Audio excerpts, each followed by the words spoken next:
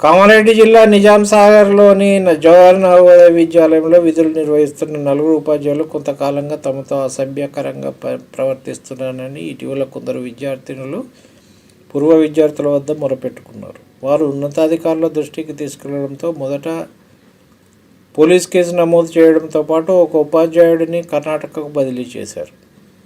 తర్వాత విచారణలో మిగతా 3 ఉపాధ్యాయుల వేధింపులు కూడా విధుల్లోకి రావడంతో వారం క్రితం 4 ఉపాధ్యాయులపైన పోక్సో కేసు నమోదు చేసి రిమాండ్కు తరలించినట్టు ఎస్ఐ శివకుమార్ తెలిపారు. ఈ వార్త గురించి గత 3-4 రోజుల కింద మన ఛానల్లో న్యూస్ వచ్చింది. అప్పుడు బదిలీ చేసినందుకు బదిలీ చేయడం కాదు, వాళ్ళ మీద కేసు పెట్టాలని చెప్పడం జరిగింది. అదేవిధంగా వాళ్ళ మీద కేసు పెట్టడం ఒక్కడు కాదు, ఇంకో 4 కూడా మొదలయ్యారు. ఇది ఏం రోగం పుట్టిందో ఏమో. ఇంకా హాస్టల్ నవోదయ అనేది దేశవ్యాప్తంగా ఒక మంచి వాతావరణం ఉన్నటువంటి హాస్టల్ అని పేరు. మరి ఆ ప్రసిద్ధి చెందినటువంటి నవోదయ పాఠశాలల్లోనే ఈ పరిస్థితి ఉంటే ఇక మిగిలిన దగ్గర ఎట్లున్నదో భయం వేస్తున్నది తెలుసుకుంటే.